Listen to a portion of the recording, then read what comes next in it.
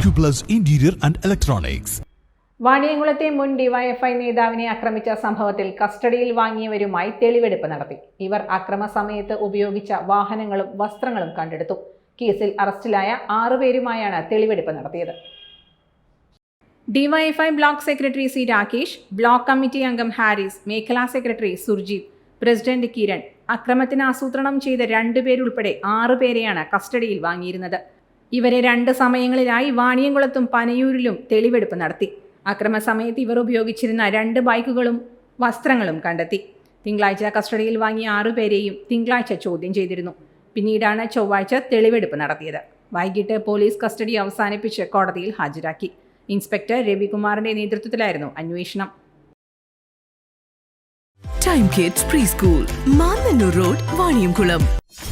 .View news. കാഴ്ചകളാണ് ലോകം, കണ്ടു തുടങ്ങുക.